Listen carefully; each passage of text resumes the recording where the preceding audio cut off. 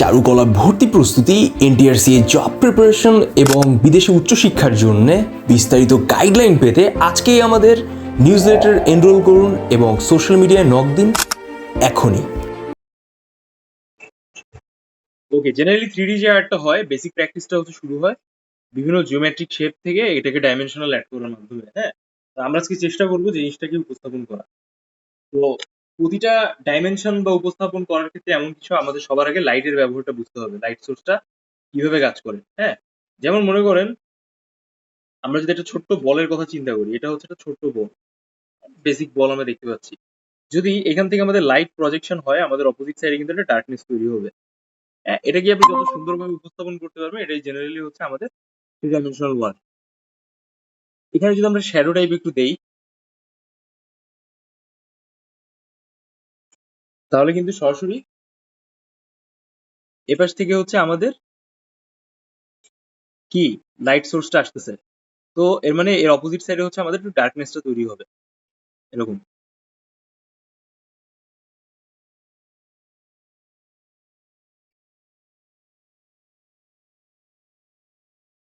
এবার আমরা ছোট করে এই জিনিসটাকে একটু ডাইমেনশন দেওয়ার চেষ্টা করি। সবসময় মনে রাখবেন, যেই এরিয়া থেকে আলোটা পড়বে ঠিক তার অপোজিট ডিরেকশনে ডার্কনেসটা বেশি বাড়বে। যেমন হচ্ছে আমরা এই বলের মাধ্যমে দেখানোর চেষ্টা করেছি।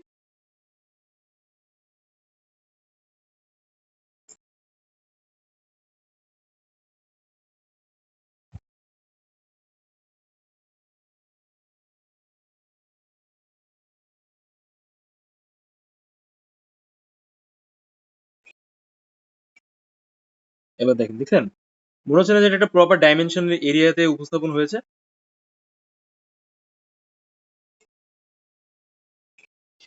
আপনি বলতে পারেন যে ছবি আঁকার সব থেকে বেসিক আর প্রাইমারি টেকনিকটা হইতেছে এটা, যে এই লাইট এন্ড ডার্ক সোর্সটাকে আলাদা করা।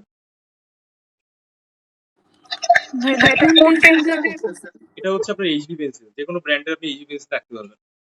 আমি জানি আপনি বলতে চাচ্ছেন যে এতটা মানে ইয়ে হচ্ছে কেন, বা মানে এই যে লাইট সোর্সটা আমরা এখানে রাখছি লাইট, আর এর অপোজিট সাইডে আমরা ডার্ক রাখছি। Sorry for my bad hand writing.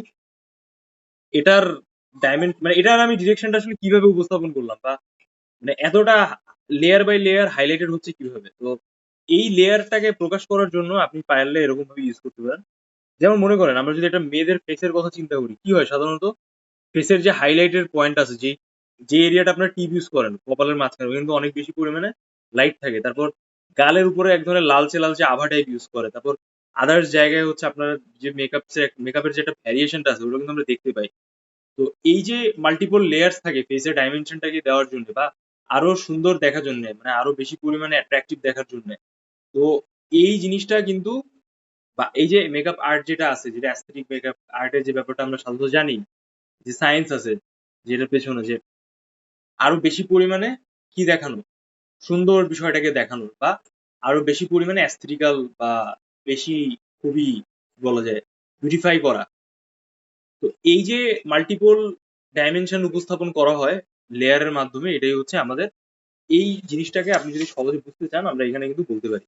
For example আমরা যদি ছোট্ট করে এখানে দেখি, ফর এক্সাম্পল আমরা এখানে ছোট্ট একটা লেয়ার নিলাম এর মধ্যে। আমি কিন্তু খুবই বেসিক পেন্সিলটা ইউজ করছি, বা শেপটা দেওয়ার চেষ্টা করছি। হ্যাঁ, এখন এর ভিতর যদি আমি আরেকটা লেয়ার দিই সেম ওয়ে,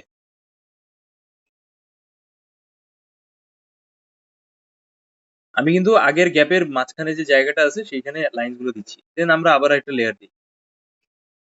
এবার আমি লাইনটাকে প্রেশারাইজ করতেছি, ঠিক আছে? আমি আগের যেই প্রেসারে লাইনটা দিয়েছিলাম তার থেকে কিন্তু এখন বেশি প্রেসার দিচ্ছি। এবার আমি প্রেসারটাকে আরো বাড়িয়ে দিয়েছি।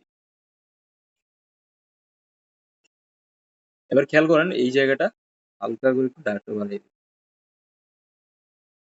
এবার দেখেন, মনে হচ্ছে না যে আমাদের মাল্টিপল লেয়ার, লেয়ার 1, 2, 3, 4, 5, ঠিক এই সেম ভাবে না আমাদের মানে ফেসিয়াল এক্সপ্রেশনের ক্ষেত্রেও বিষয়গুলো কাজ করে। আপনি দেখেন না, বলে যে ফার্স্ট সাইট, কি বলে ফার্স্ট সাইট লাভ, বা ক্রাশ খাওয়া, বা ওই যে এরকম একটা মানে ইয়ে ব্যাপারগুলো প্রচলন আছে না? তো এইগুলোর কারণটা কি? এগুলোর কারণটা হইতেছে যে কি বলুন তো? সে কি ফার্স্ট টাইম ক্রাশ করছে? না।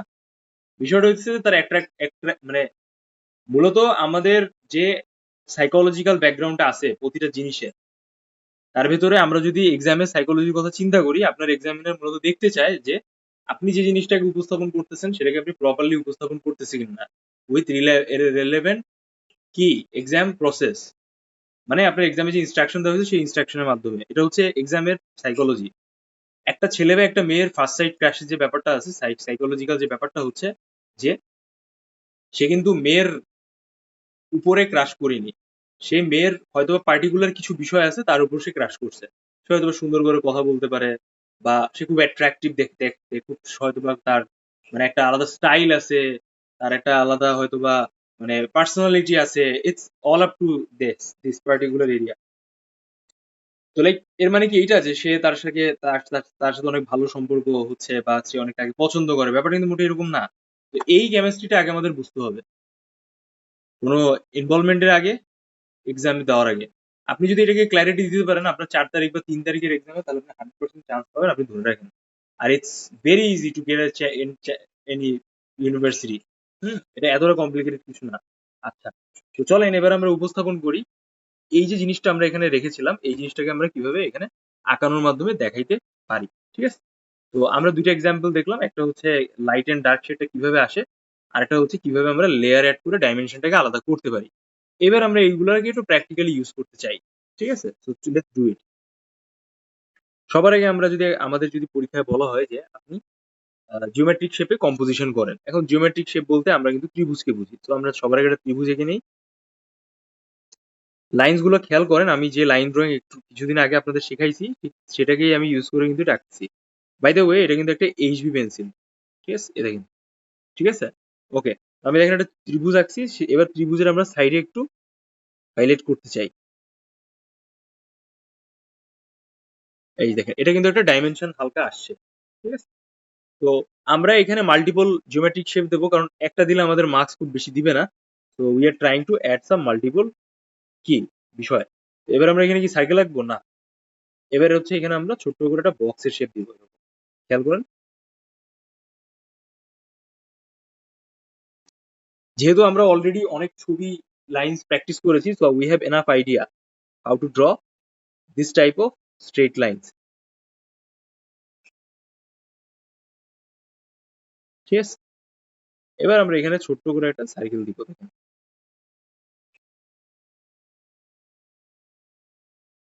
তাহলে ভেতরের এই অংশটা কিন্তু মুছে যাবে। হ্যাঁ, তো আমি মুছলাম না, আপনারা মুছে নিবেন, কারণ আপনাদের হচ্ছে এটা কমপ্লিকেশন তৈরি করবে, বাট এটা মুছে নেওয়াটা ভালো। তো এই পর্যায়ে যদি আমি হিসাব করি এই জিনিসটা অনুযায়ী, যে যদি আমাদের এখান থেকে লাইট প্রজেকশন হয়, ঠিক আছে, এক সেকেন্ড, যদি আমাদের এই সাইড থেকে লাইট প্রজেকশন হয় তাহলে কিন্তু আমাদের এই সাইডে শ্যাডো ক্রিয়েট হবে, বা এই এরিয়াটা কিন্তু আমরা শ্যাডো দিতে পারি। ঠিক আছে? তো সবার আগে আমরা কি করব, সবার আগে হচ্ছে আমাদের তলের যে পার্টটা আছে বা এই যে মানে নিচের যে অংশটা আছে, এগুলো জায়গাকে আমরা বেশি হাইলাইট করব। খেয়াল করুন, দেখেন কিভাবে আমি যেভাবে লাইন্স গুলো দেওয়ার চেষ্টা করছি, আপনি ওইটাকে একটু লক্ষ্য করার চেষ্টা করবেন।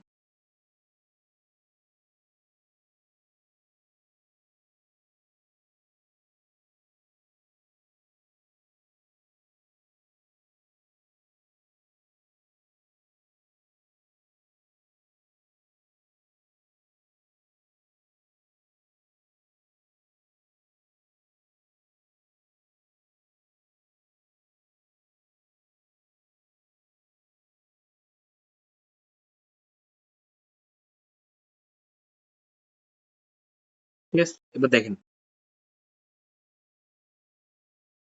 আমি জাস্ট কি করলাম, আমি জাস্ট হরাইজন্টালি লাইন্স গুলোকে দিচ্ছি। সেম আমরা এখান থেকেও দিব। বা আপনি চাইলে প্রথমে একটাকে কমপ্লিট করে আরেকটাকে আঁকতে পারেন, বাট ইটস রিয়েলি ওকে। আমি দুইটা অবজেক্ট একবারে নিচ্ছি, দুইটা জিওমেট্রিক শেপটাকে একবারে উপস্থাপন করতেছি।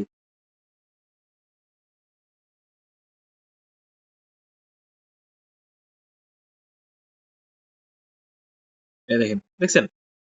এটা হচ্ছে সব থেকে বেসিক হাইলাইট। এবার আমরা এটাকে আগে ডাইমেনশন দেওয়ার চেষ্টা করব।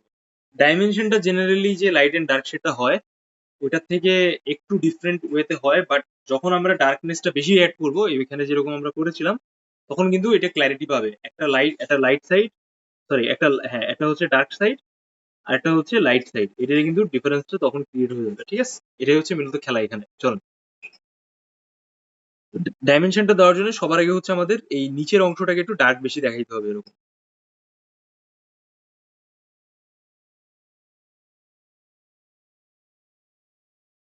এটা রেকর্ড হচ্ছে, তো আপনাদের টেনশন নেওয়ার দরকার নেই, আপনারা পরে হচ্ছে এটা ক্লাস পেয়ে যাবেন। আপনি জাস্ট দেখেন আমি কিভাবে বিষয়টাকে উপস্থাপন করব।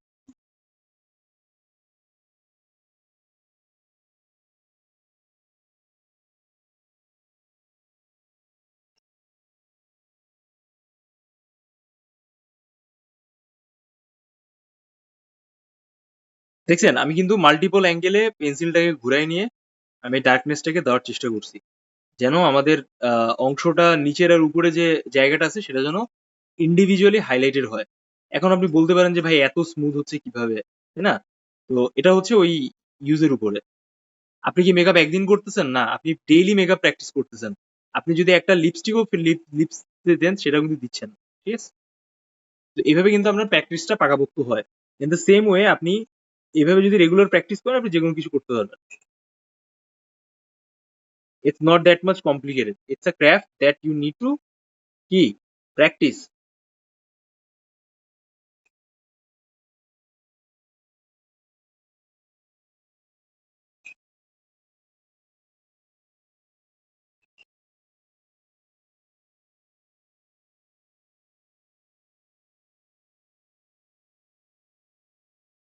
এটা যে কিপিং স্মাইলিং এর পেন্সিল দেখেন, এই যে কিপিং স্মাইলিং এর পেন্সিল। তো কিপিং স্মাইলিং এর পেন্সিলের যে সুবিধাটা হচ্ছে এটা একটা ভালো ইয়ে হয়, মানে ডার্কনেসটা খুব ভালো আসে। স্টেডলার, কিপিং স্মাইলিং, তারপর হচ্ছে মানে ফেবার কাস্টেল, বাংলাদেশেও পেন্সিল আছে, ম্যাটাডোরের আছে, নট ব্যাড, খারাপ না। এবার দেখেন আমাদের কিন্তু দুইটা এরিয়াটা কিন্তু আলাদা হয়ে গেছে। এবার আমরা এই পাশে অংশে আসি। সেম ওয়ে আমরা যেইভাবে হরিজন্টালি আর ভার্টিক্যালি দিয়েছিলাম লাইন্স সেভাবে দিব আগে। আমাদের এই অংশটাকে ডার্ক বেশি দেখাইতে হবে, ঠিক আছে?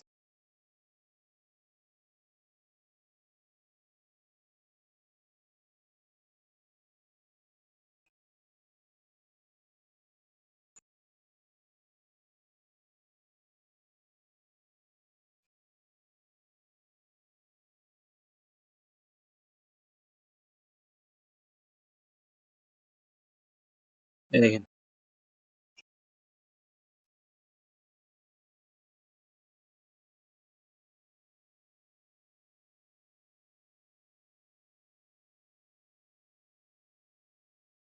এবার আমরা যে কাজটা করব আমরা এই এরিয়াটাকে একটু এভাবে হাইলাইট করবো, দেখেন।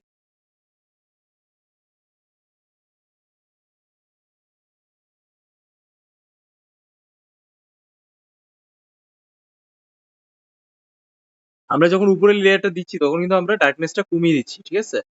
তো এই জিনিসটা কিন্তু এভাবে উপস্থাপন করাটা খুব জরুরি।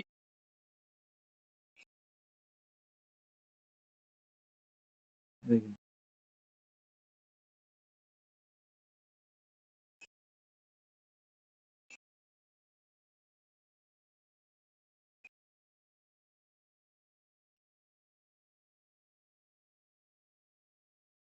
দেখেন, ঠিক আছে? সো আমাদের কিন্তু মোটামুটি দুইটা অংশ রেডি হয়ে গেছে। এখন কিন্তু আমি লাইট এন্ড ডার্কটাকে ফাইনালাইজ করিনি। We are just adding some layers to look this shapes more dynamic, dimensional. হ্যাঁ, এবার দেখেন আমি সেম ওয়ে এখানেও জাস্ট আমি এরকম সবার আগে রাউন্ড রাউন্ড সার্কেল দিব। আপনারা যারা মোটেই বুঝতে পারছেন না, যখন হচ্ছে আপনি ইয়ে পাবেন, রেকর্ডেড ফাইল পাবেন, তখন হচ্ছে এটাকে ভালোভাবে দেখে নিবেন।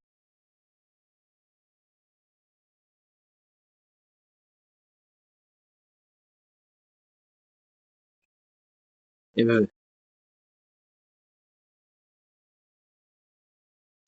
এখন দেখেন এখানে কিন্তু সিচুয়েশন চেঞ্জ হচ্ছে, তাই না? এবার আপনি যে কাজটা করবেন, আপনি সার্কেলটাকে সরাসরি হচ্ছে নিচের থেকে এইভাবে মুভ করবেন, দেখেন। একটু হালকা রাউন্ড করে এই যে এইভাবে।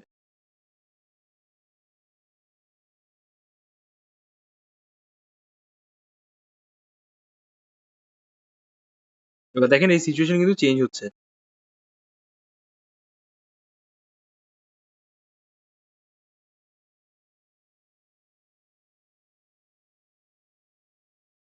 মাথায় রাখবেন যে নিচের দিকের অংশটা কিন্তু একটু ডার্কনেসটা বেশি বাড়ে।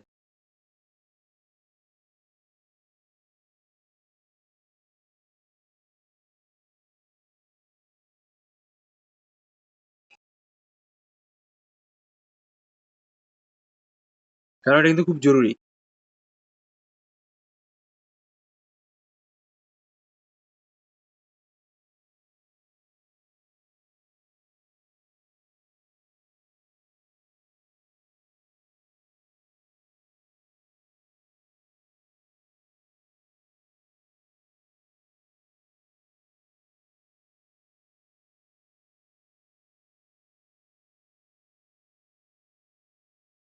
দেখছেন? সিচুয়েশন কিন্তু চেঞ্জ হচ্ছে, তাই না আস্তে, আস্তে?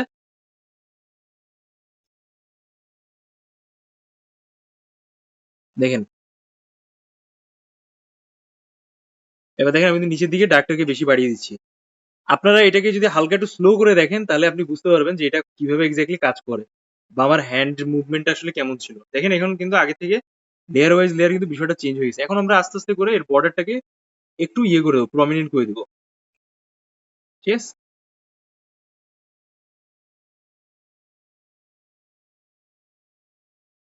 এই দেখেন, দেখছেন?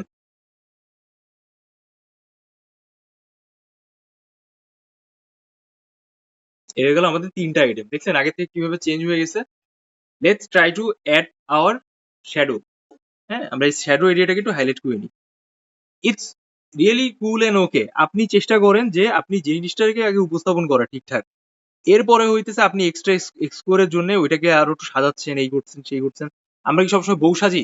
আপনারা কি সবসময় বউ সাজেন? না। আপনারা just try to look yourself more attractive or কি ডিফারেন্ট। মানে your beautify. You just beautify yourself. সবসময় কি আমাদের মানে নিজেকে মানে আরেকজনের সামনে প্রেজেন্ট করতে হয় আপনাকে? না, ব্যাপারটা কিন্তু মোটেই এরকম না। আপনি নিজের সৌন্দর্যটাকে আরেকটু এনহ্যান্স করার জন্য কিন্তু সাজতেছেন। খুব সহজে যদি আমরা বলি, প্রত্যেকটা মেয়েদের কিন্তু ব্যাপারটা এরকমই কাজ করে। কারণ এটা জানেন মেয়েরা কিন্তু একটু সাজ সাজ করতে পছন্দ করে, শপিং করতে পছন্দ করে। একটু আউটিং হইলো, একটু খাই-দাই হইলো, তাই না? এরকম কিন্তু হয় জেনারেলি। তো এইগুলো হওয়ার কারণটা হইতেছে মেন্টাল রিফ্রেশমেন্ট। এর সেম ওয়ে আমরা যারা ছবি আঁকতেছি আমাদের কিন্তু এটা মেন্টাল রিফ্রেশমেন্টই দিচ্ছে। তো প্রতিটা মানুষেরই একটা মেন্টাল রিফ্রেশমেন্টের জায়গা থাকে। তো ওই জিনিসটাকে তৈরি করতে হয় নিজের ভেতরে। এখন আমি যেটা মূলত বলতে চাচ্ছি কথাটা, নেক্সট এক্সামের আগে আপনাদের উচিত হবে যে এটাকে একটু মেন্টাল রিফ্রেশমেন্ট বানিয়ে নেওয়ার জন্য। কারণ কি? আমরা কিন্তু একটু টানা ক্লাস করব। এরপর থেকে কালকেও আমাদের সেম টাইমে ক্লাস হবে। Do you understand? Okay, very good. এবার আমরা হচ্ছে একটু ডার্ক গ্রেডের পেন্সিল নিব। যেমন আমরা 2B পেন্সিল নিলাম। ঠিক আছে? 2B। এবার আমরা 2B পেন্সিল দিয়ে এই যে পেজে যে ফ্লোরটা আছে এই ফ্লোরের উপর একটু ডার্ক গ্রেডের হাইলাইট করার ট্রাই করবো। বাট এই ভেতরের অংশটাকে আমরা ডার্ক রাখতেছি, আর বাইরের অংশটা কিন্তু আস্তে, আস্তে হালকা হয়ে যাচ্ছে। Such is like this. খেয়াল করেন।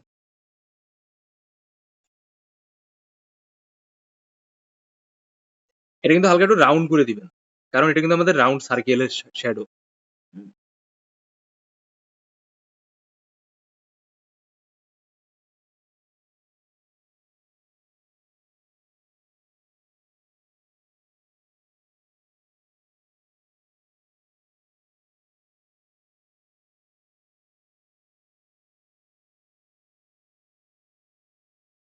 ঠিক আছে? খেয়াল করেন।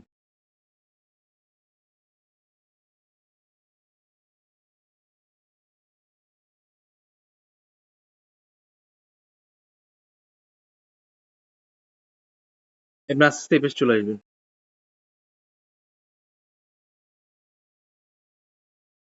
দেখছেন? এবার একটু খেয়াল করেন। মনে হচ্ছে না যে এটা শ্যাডো পড়ছে এখান থেকে? তো আমরা যে অ্যারো চিহ্নটা দিলাম, আমরা যদি অ্যারো চিহ্ন থেকে ডার্কনেস এর দিকে আস্তে, আস্তে মুভ করি, আমরা কিন্তু একটা ২ টা লেয়ার পেয়ে যাচ্ছি এরকম। তাই না? কোনটা ডার্ক, কোনটা লাইট।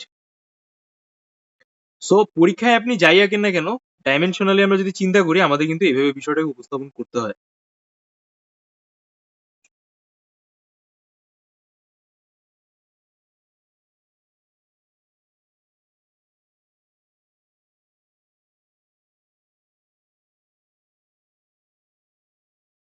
দেখেন। এবার হচ্ছে আমাদের আরেকটু কাজ আছে। কাজটা হইতেছে যে আমরা এই জায়গাটাকে আরেকটু হাইলাইট করতে চাই।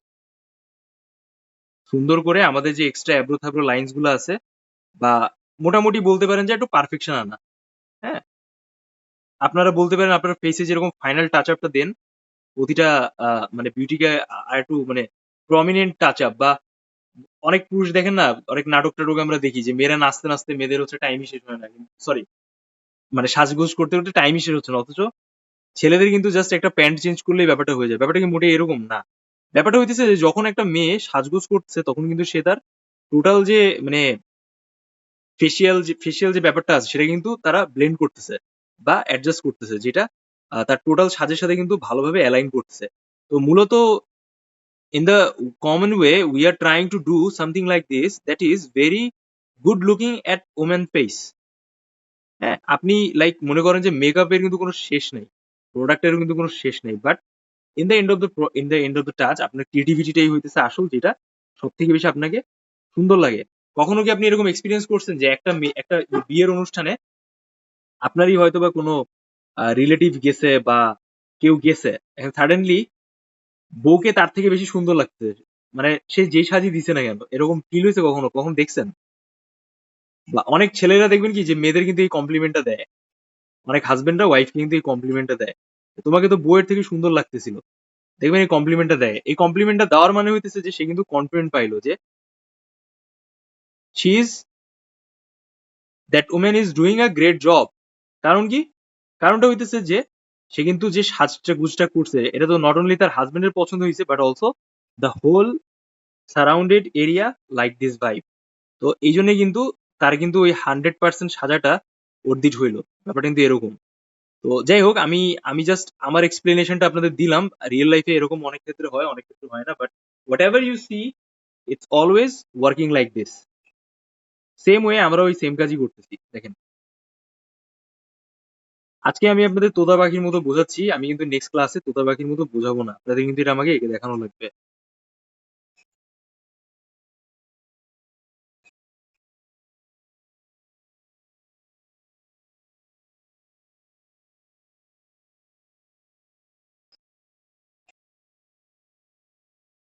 ঠিক আছে?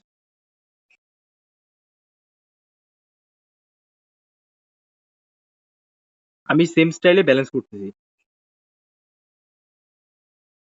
তো যেই সব ছেলেরা অনেকটা ম্যাচিউর ইনাফ তারা কিন্তু এই দুষ্টুমি বা এই ঝামেলাটা কিন্তু করে না তাদের ওয়াইফের সাথে, যে আরে সাজতেছে তুমি কি সারা রাত বসে সাজবা কিনা, এরকম কি ব্যাপারটা।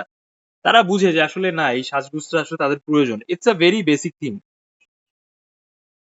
বা আমরা প্রায় সময় এরকম দেখি যে অনেক পুরুষ আছে যাদের অনেক টাকা, বাট এইগুলা জিনিসটা তারা মেনে নিতে পারে না। But it's not like that, এটা কিন্তু একটা নর্মালাইজ ব্যাপার আর কি। ঠিক আছে, আপনি সাজতেছেন, আপনি ঘুরে আসেন, আপনি অন্য কাজ ছাড়েন, it's a very normal thing.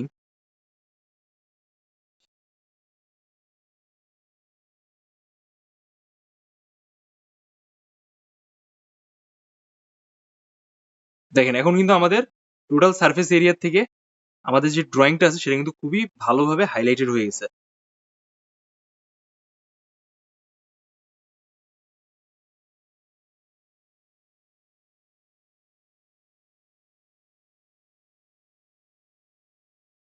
এবার দেখেন, তো আমরা মোটামুটি এটাকে একটা ফাইনালাইজ ড্রয়িং বলতে পারি।